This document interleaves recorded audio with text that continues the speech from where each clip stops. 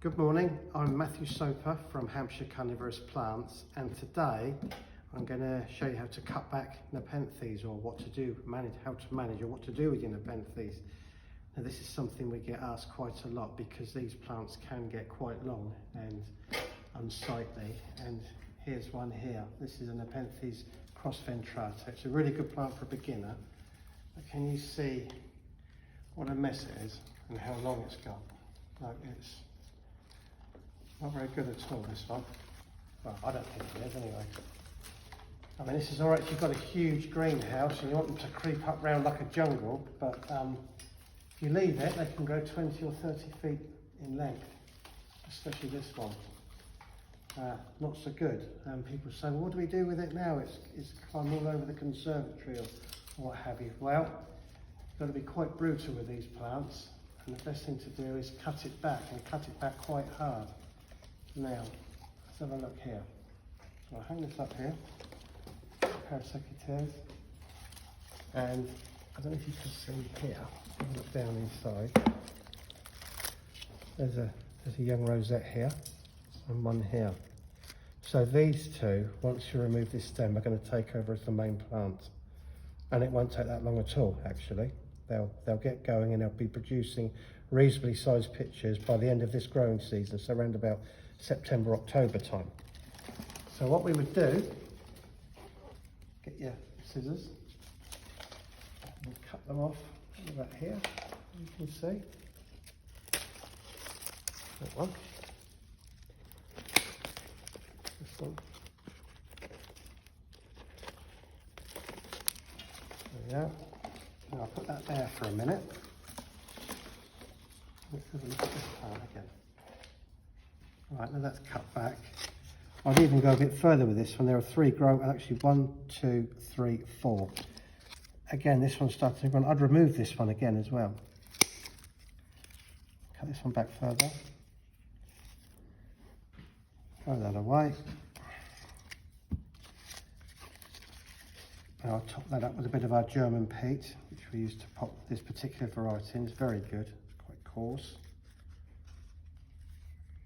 So that, with its label again, a bit of water, that pop back in the greenhouse, and as I say, towards the end of the growing season, that'll be a lovely plant.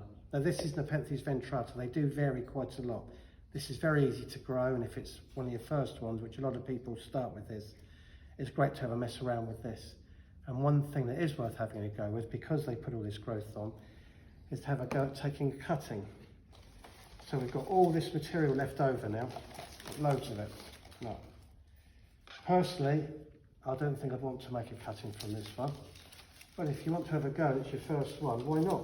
Especially at the moment, if you're at home and bored, it's something to mess around with. So here we are. Now, I removed the growing point. This one here. Take this off.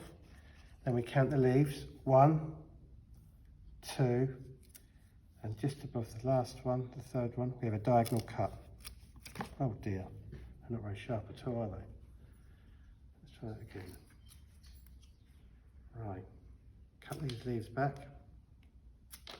Got a piece like this. We've got to take another cutting. 1, 2, diagonal cut. Cut the leaves back. Another piece. And again, 1, 2, you get the idea. So we've got that again. Where's the leaves? So these are perfect little cuttings. And what do you do with these, you might ask? Well, you can either dip the ends into rooting hormone powder, which is available from garden centres or online, or you can just use the cuttings straight. And what I would do is get a plastic pot with some live sphagnum moss. This is a great medium for this. Squeeze the water out so it's damp, and then make it fluffy again, fluff it up again. Yeah. Pop this into your plastic pot. You've probably seen all this in books, but seeing someone do it, hopefully will be a bit easier to understand. Don't press it all in hard. It's got to be really open, so there's lots of air between. So there's too much in there. I can feel that. It's got to be quite open. You can see that, so it's quite fluffy, this sphagnum moss in here. I said live sphagnum moss, a lot of this is actually dead, which is fine. It's not too wet, it's not dry. You get your cuttings, with a diagonal cut, either have rooting hormone powder on them or straight like this, and put them down gently into the pot, like this. Then, what I would do is get a plastic bag. Ziploc ones are really good for this. Open them up and pop your cuttings down in there. See them in there?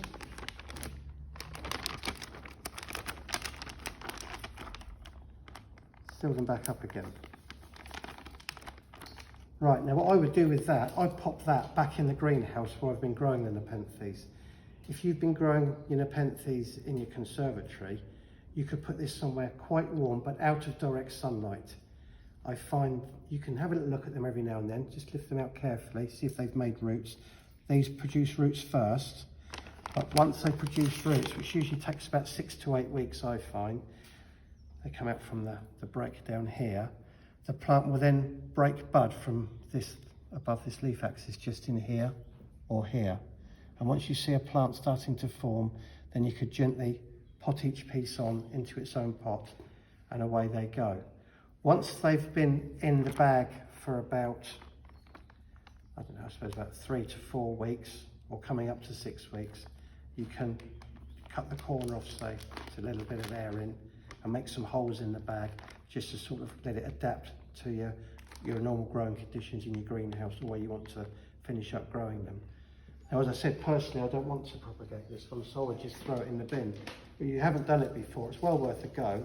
And you find the strike rate for getting plants to, these cuttings to make plants, is about 50–60%.